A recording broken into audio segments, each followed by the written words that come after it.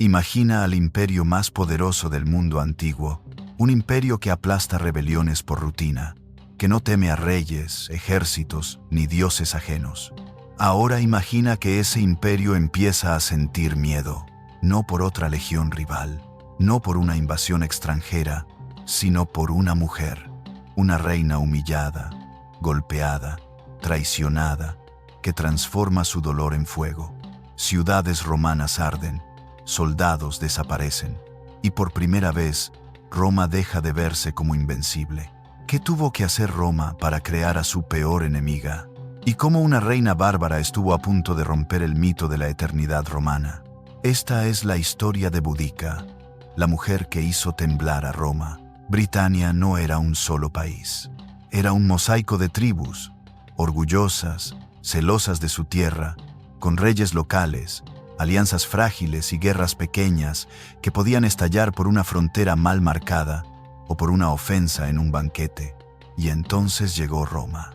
Al principio Roma no siempre entraba con espada en alto. A veces entraba con acuerdos.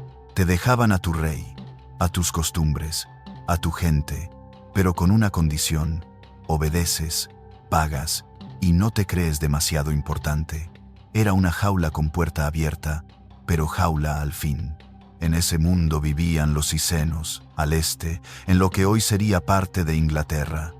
Y su reina era Boudica, alta, imponente, de esas personas que no necesitan alzar la voz para ocupar el lugar. Estaba casada con el rey Prasutago, un hombre que entendió lo que muchos no quisieron aceptar. Roma era demasiado grande como para ignorarla, pero demasiado arrogante como para confiar en ella. Así que jugó a la diplomacia. Los cicenos siguieron siendo cicenos. Mientras Roma se llevaba impuestos, exigía lealtad y plantaba esa sensación venenosa de que el suelo ya no era completamente tuyo. Porque Roma no solo quería dinero, quería que la gente se acostumbrara a inclinar la cabeza. Y eso, en Britania, era gasolina. Cada recaudador, cada soldado romano mirando con desprecio a un jefe local, cada norma nueva que humillaba una tradición, iba apilando tensión. Roma lo veía como administración. Los britanos lo sentían como una invasión lenta, educada, pero invasión al fin. Y lo peor es que Roma siempre parecía sonreír mientras apretaba el cuello. Prasutago, intentando proteger a su familia y su reino, tomó una decisión desesperada: dejar todo atado legalmente para que Roma no lo devorara cuando él muriera. Un plan para sobrevivir al imperio, usando sus propias reglas. Pero había un problema. Roma no respeta acuerdos cuando huele debilidad. Y el día que el rey murió, la puerta de la jaula se cerró de golpe. Cuando Prasutago murió, lo que debía ser una transición controlada se convirtió en una pesadilla. Roma no vio un reino aliado, vio un botín. El testamento del rey, un intento de compartir herencia entre Roma y su familia para garantizar protección, fue tratado como una insolencia. Como si un hombre pequeño hubiera intentado negociar con un dios. Y ahí empezó el verdadero horror. Los romanos entraron como dueños, confiscaron propiedades, exigieron pagos, reclamaron tierras, desarmaron cualquier resistencia con una calma burocrática que daba aún más rabia. No lo hacían como un ataque, lo hacían como un trámite. Y entonces, lo imperdonable. Boudica fue humillada públicamente, golpeada, y sus hijas agredidas. No fue solo violencia, fue un mensaje. Esto es lo que pasa cuando creen que son alguien. Porque Roma entendía el poder del miedo. La vergüenza era un arma. La destrucción de una familia real era un aviso para todas las demás tribus. No importa tu sangre, no importa tu corona, no importa tu orgullo. Roma decide quién eres. ¿Te imaginas lo que significa eso para un pueblo que construye su identidad en el honor? ¿Para una reina que representaba la dignidad de los suyos? ¿Ver a su familia convertida en un espectáculo? Aquí es donde la historia cambia de tono. Ya no hablamos de impuestos o política. Aquí nace una cosa mucho más peligrosa, una venganza que se siente justa. Porque Boudica no necesitaba convencer a nadie con discursos elegantes. No después de eso. En cuanto la noticia se extendió, la rabia hizo el trabajo sola. Roma pensó que había apagado un problema. En realidad, había encendido una antorcha, y no una antorcha simbólica, una antorcha real, de esas que iluminan aldeas enteras mientras arden. La humillación de Boudica se convirtió en la humillación de todos. Su dolor personal se transformó en una causa colectiva. Y esa es la mezcla más explosiva de la historia, cuando la gente deja de luchar por ganar y empieza a luchar por hacer pagar. Roma había tratado a una reina como un objeto, y sin darse cuenta, estaba creando a un monstruo a su medida. Porque cuando ya te han quitado todo, el miedo desaparece.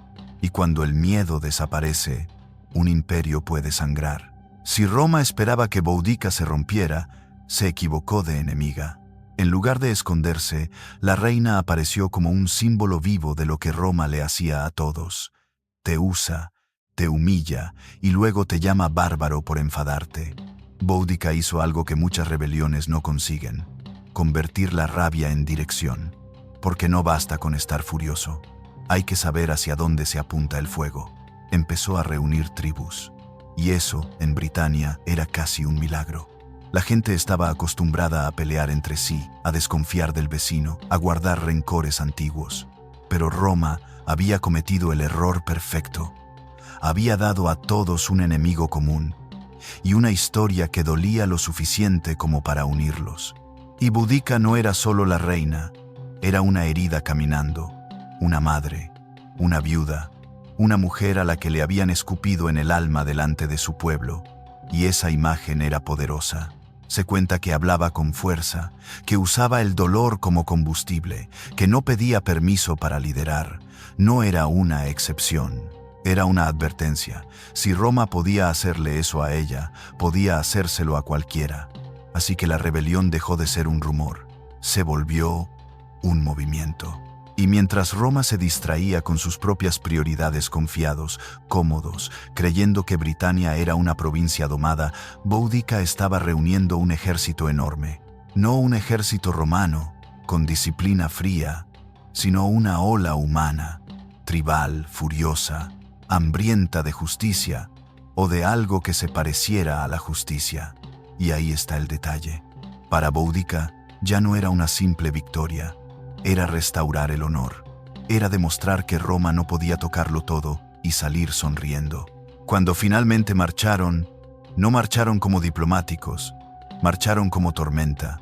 Roma había construido ciudades, templos, símbolos de su autoridad. Había plantado banderas, estatuas y leyes como si estuviera clavando el mundo al suelo. Boudica venía a arrancarlo todo.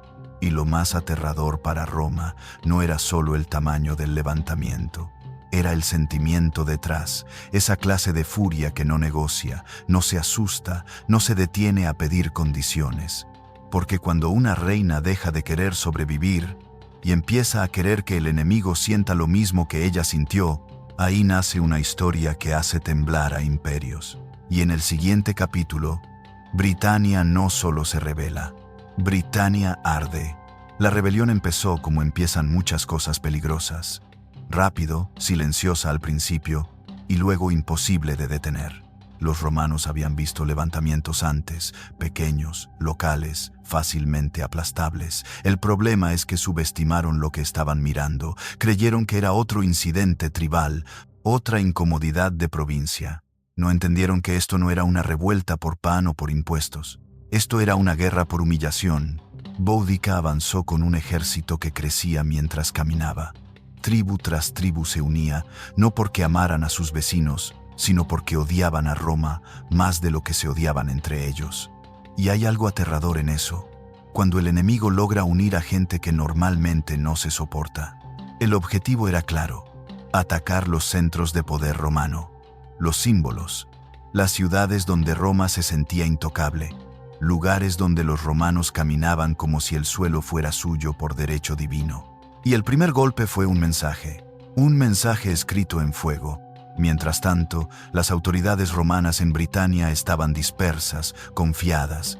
Algunas legiones estaban lejos, algunos oficiales estaban ocupados en asuntos que, de repente, dejaron de importar. Porque una rebelión de este tamaño no se gestiona. se sobrevive o te traga. La propaganda romana llamaría a Boudica salvaje, bárbara, monstruosa, pero desde el otro lado, para muchos britanos, ella era la primera persona que hacía lo que todos soñaban en secreto: demostrarle a Roma que también podía sentir miedo. La marcha se volvía más intensa con cada kilómetro, y con cada noticia de abusos pasados, la rabia se renovaba. Era como si toda Britania estuviera recordando, de golpe, cada insulto, cada impuesto, cada castigo público. ¿Y Roma? Roma no vio venir el tamaño del golpe, porque un imperio gigante suele cometer el mismo error. Cree que su poder es natural, que siempre estará ahí. Hasta que un día, alguien te demuestra lo contrario.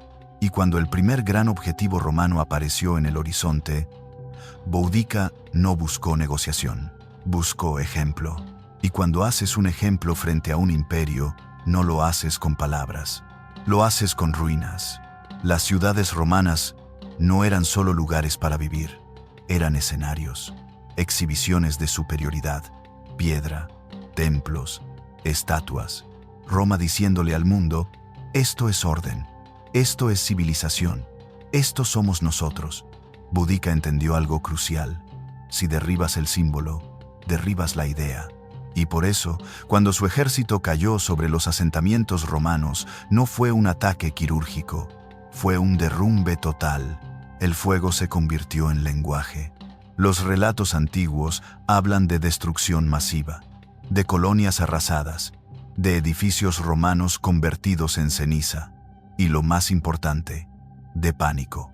Pánico de verdad, porque Roma podía soportar pérdidas, pero lo que no soportaba era verse vulnerable, ver a su gente corriendo, ver a sus ciudades caer tan rápido que no había tiempo de organizar defensa. La noticia viajó más rápido que las tropas, y eso es mortal para un imperio, cuando el rumor llega antes que el ejército. Soldados romanos y colonos empezaron a entender que esto no era un problema local, era una tormenta que no venía a pedir permiso. Y la rebeldía se volvió contagiosa, porque cuando un pueblo ve que el gigante sangra, se atreve. Pero también hay un lado oscuro, incómodo. En este tipo de guerras, la violencia se desborda, no se queda en el enemigo militar, atraviesa comunidades, afecta a civiles, se convierte en una rueda que aplasta todo lo que encuentra. Y aún así, para quienes habían sido humillados durante años, esa rueda se sentía como justicia. Roma, acorralada, intentó reaccionar. Pero reaccionar tarde en una rebelión así es como intentar detener un incendio con un vaso de agua. Y entonces apareció el nombre que cambiaría el destino de la rebelión. El comandante romano que entendió que el terror se combate con estrategia, no con orgullo. Porque si Boudica era fuego, Roma iba a responder con hielo. Y mientras las ciudades ardían, él empezó a reunir lo que Roma siempre había tenido como ventaja: disciplina, formación y esa frialdad brutal que convierte a una legión en una máquina. La pregunta ya no era si Roma iba a luchar. La pregunta era, ¿dónde iba a elegir luchar? Porque Roma, cuando está en peligro, no pelea donde tú quieres, te obliga a pelear donde ella gana. El general romano, el hombre que no se dejó llevar por el pánico, hizo algo que pareció cobarde, pero era mortalmente inteligente. Evitó una batalla inmediata. Mientras el ejército de Boudica celebraba victorias, Roma retrocedía, reunía fuerzas, cortaba rutas, evaluaba el terreno. Estaba construyendo una trampa, porque una rebelión gigantesca tiene un problema. Es enorme, sí, pero también es difícil de alimentar, difícil de coordinar, difícil de controlar. La euforia sirve para atacar, no siempre sirve para sostener una guerra. Roma lo sabía. Entonces empezó el juego psicológico. Roma necesitaba que Boudica se confiara, que siguiera avanzando, que creyera que el imperio estaba temblando sin respuesta. Y al mismo tiempo, los romanos intentaban recuperar el control del relato. Esto es barbarie, esto es caos. Nosotros somos el orden, aunque por dentro muchos ya estaban aterrados. Porque incluso si al final Roma ganaba, el daño estaba hecho. La provincia domada había demostrado que podía convertirse en un cuchillo. Y llegó el punto inevitable, el enfrentamiento final. Boudica también lo entendía. No podía pasarse la vida atacando ciudades. Roma podía reconstruir piedra. Lo que no podía reconstruir era el mito de invencibilidad si perdía una batalla decisiva. Así que la rebelión se dirigió hacia el choque definitivo, con esa mezcla peligrosa de esperanza y furia.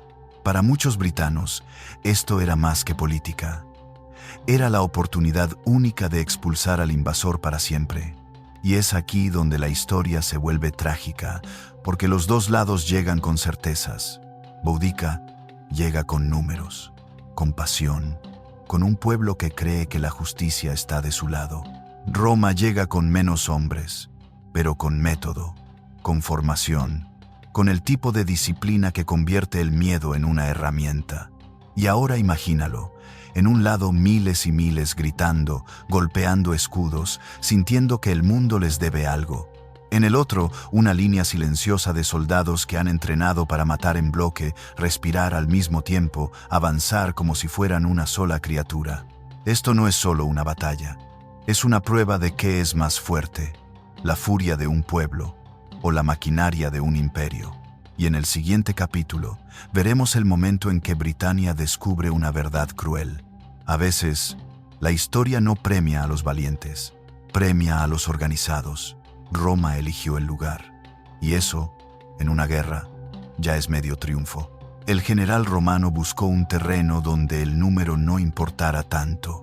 Un espacio estrecho, controlable, donde su línea no pudiera ser rodeada fácilmente.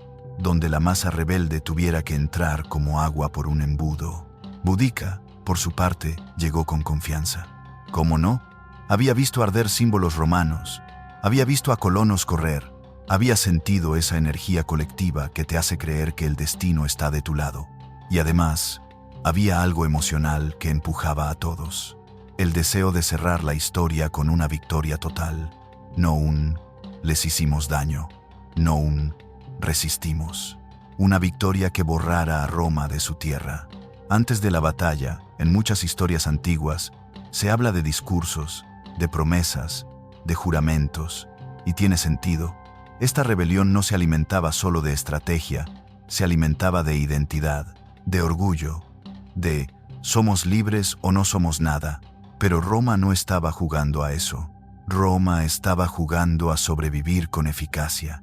La legión se colocó con calma, escudos listos, formaciones listas, un muro de hierro con intención, y al otro lado, la rebelión se preparó como una ola, ruido, movimiento, emoción, el tipo de ejército que puede aplastar por puro peso, siempre que el peso tenga espacio para caer encima.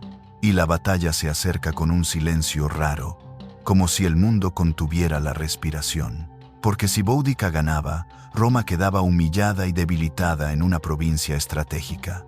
Y otras provincias mirarían y pensarían, si ellos pueden, nosotros también. Pero si Roma ganaba, la respuesta sería brutal, no solo militar, cultural, psicológica. Sería un castigo para que nadie vuelva a intentarlo. Así que ese campo de batalla no era solo tierra, era un mensaje para el futuro. Y en minutos, ese mensaje se escribiría con sangre. Cuando el choque comenzó, la diferencia se hizo evidente rápido. La rebelión atacaba como una tormenta. Roma respondía como un mecanismo. Las fuerzas de Boudica embistieron con fuerza, gritando, empujando, buscando romper la línea romana por pura presión. Para un momento parecía posible, para un momento parecía que el hierro podía ceder. Pero la legión no estaba ahí para pelear, estaba ahí para ejecutar una táctica. Roma aguantó, sostuvo el golpe. Y cuando el ataque perdió el primer impulso, Roma hizo lo que mejor sabía hacer: convertir el caos del enemigo en su propia ventaja. Líneas firmes, empuje coordinado, movimientos calculados. El enemigo, que era enorme, empezó a chocar consigo mismo. Y aquí viene la parte cruel. En un espacio estrecho, el número no siempre ayuda. A veces estorba, a veces te aplasta. El combate se volvió una trampa. La masa rebelde, apretada, sin posibilidad de maniobrar bien, comenzó a perder forma. Y Roma, con su disciplina, empezó a cortar, a empujar, a separar. En ese punto, una rebelión puede volverse pánico. Porque cuando un ejército se da cuenta de que no puede romper la línea, el miedo vuelve, pero vuelve tarde. Vuelve cuando ya estás atrapado. Y Roma, implacable, avanzó. No como una estampida, como una pared. Las historias de la época hablan de una derrota terrible, de una matanza, de una caída tan fuerte que parecía que la esperanza se apagaba de golpe. Y piensa lo que significa. No solo estás perdiendo una batalla, estás viendo morir una idea. Estás viendo caer el sueño de «podemos expulsarlos». Boudica, la reina que hizo temblar a Roma, se enfrentó al momento más insoportable, la realidad de que el imperio, herido, seguía siendo un monstruo. Y ahora quedaba una última pregunta. Cuando lo pierdes todo, cuando la victoria ya no existe, ¿qué hace una reina? El final de Boudica está envuelto en niebla histórica. Algunas versiones dicen una cosa, otras otra, y de algún modo eso hace su historia más poderosa, como si el mundo antiguo mismo no supiera cómo encerrarla en una sola jaula narrativa. Lo que sí sabemos es esto: después de aquella batalla, la rebelión se quebró. Roma recuperó el control, y como imperio, hizo lo que hace un imperio cuando le han tocado el orgullo: endurecerse. No solo castigó, aprendió. Roma entendió que Britania no era una provincia simple, que había límites, que la humillación gratuita no era una herramienta, era una chispa, pero el precio ya estaba pagado. El fuego de Boudica había costado vidas, ciudades, años de estabilidad, y aún así, incluso en derrota, su nombre no desapareció, porque Boudica dejó algo que Roma no podía destruir con legiones. Dejó un recuerdo, el recuerdo de que una reina, sin el aparato militar romano, sin su ingeniería, sin su propaganda, estuvo lo bastante cerca como para que Roma sintiera miedo de verdad. Y eso importa. Importa porque la historia suele estar escrita por imperios, y cuando un imperio escribe, siempre intenta reducir al enemigo a caricatura. Eran salvajes, eran irracionales, eran inferiores. Pero la existencia misma de Boudica rompe ese discurso. No fue una nota al pie, fue un terremoto. Su historia también tiene algo profundamente humano. No es solo guerra, es trauma convertido en poder. Es una mujer a la que quisieron destruir para dar un ejemplo y que terminó convirtiéndose en el ejemplo contrario. Porque hay un tipo de injusticia que no se negocia. Y cuando una sociedad siente que le han arrancado la dignidad, a veces responde con fuego, aunque se queme también. Boudica no ganó en el sentido clásico, pero obligó a Roma a mirar a Britania como algo más que una tierra para exprimir. Y siglos después, todavía seguimos hablando de ella. Eso ya es una victoria rara, una victoria que no cabe en un mapa, pero sí en la memoria.